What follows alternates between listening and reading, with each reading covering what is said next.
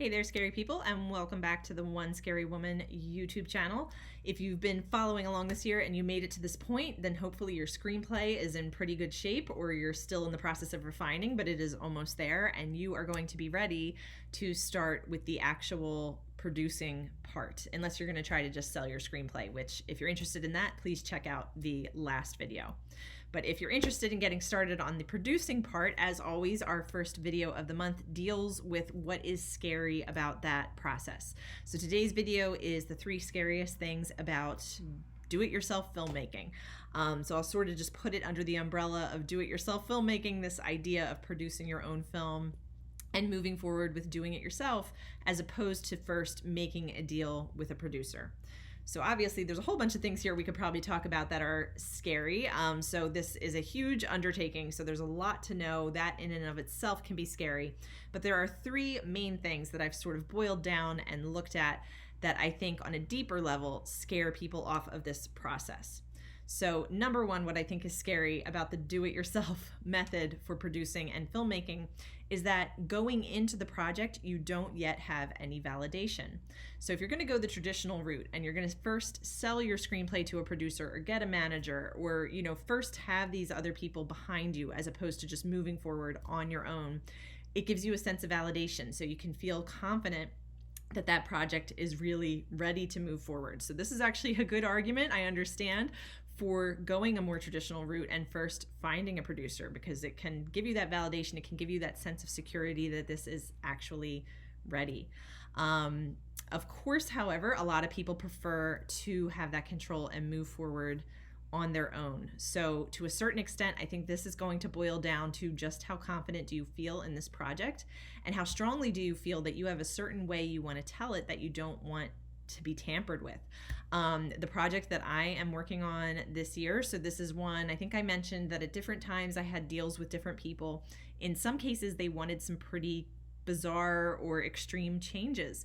And, even though, yes, working with them gave me some sense of validation, really deep down, I felt like, no, this is just not right. Like, I know what this project is supposed to be and I want to stick to it. So as opposed to getting that validation from them, I really felt like, I have to give it to myself and know exactly what I want this project to be and move forward in that way. So when it comes to this fear of validation, just keep that in mind.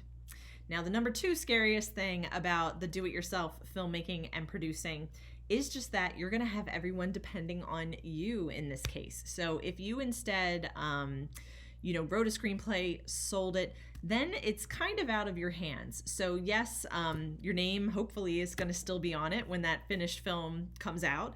But other than that, now there's a director, there's producers, there's other people who are in charge. And a film is not like doing a book. So as you know, I've done a book as well. So I've given advice to authors and to screenwriters. So, a book can be a mostly solo enterprise. So if you go the traditional route and you have a publisher, yes, you have some responsibility to that publisher. Hopefully you want the book to do well, but mostly it's a solo enterprise. And if it doesn't do well, for the most part, you're the one who is most disappointed. And particularly if you do self-publishing, you're the only one who's disappointed. With a film is such a collaborative process with a whole lot of people involved, that if it doesn't do well, yeah, there can be that certain feeling that like these people were depending on you and you might feel like you let them down. So just to do a reality check on that fear, know that that's not entirely true. So yes, while the final responsibility might lie with you, hopefully everybody you're involving in your project, you want to pick that team carefully. So everyone you're involving in that project, make sure they're as passionate about this as you are, and that they also feel invested in seeing it succeed, because that's the kind of attitude you want. So end of the day, you want the best from everybody, and as long as you're giving it your best, know that you have served them, in the best way that you could, just by putting your best foot forward and just by making this a reality in the first place, because that's something that most people in their lifetime might dream about but never do. So remind yourself too that you are providing an opportunity here, and the fact you're providing that opportunity is really priceless for these people as well. That however the final project turns out, something that is of value to them. All right, now the final scariest thing about the do-it-yourself filmmaking aspect is that there's no safety net. So if you are doing it yourself, you decide to move forward, maybe you're either funding it yourself, which people can do for a lower budget project, or even if you are reaching out and finding investors, you're still, beholden to them, hopefully to make their money back. There's no real safety net. If you're just a hired screenwriter, the buck doesn't stop with you, so you're not responsible for, that return on investment. So to that end, all I can say is balance with yourself the importance of this dream for you. So particularly if you're funding it on your own, what amount do you actually feel comfortable funding it for? So if that amount makes sense to you, and it's something that, if it was a trade-off for this dream, and if you never actually made that money back, you'd be fine with it just because you had the finished film. You have to make sure that you are okay with that. In terms of any investors, same thing, and we'll talk about this more with future projects.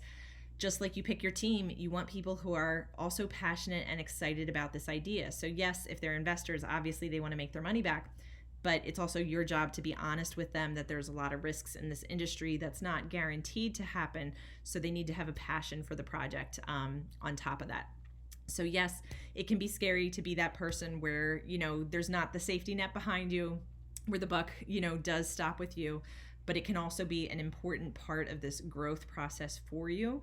And you just always want to approach it with integrity, being honest about what exactly to expect and what exactly this is worth to you. So if it is worth it to you, to spend that money, even though it's a risk, then move forward with it. Of course, within the realms of, of a certain amount of safety.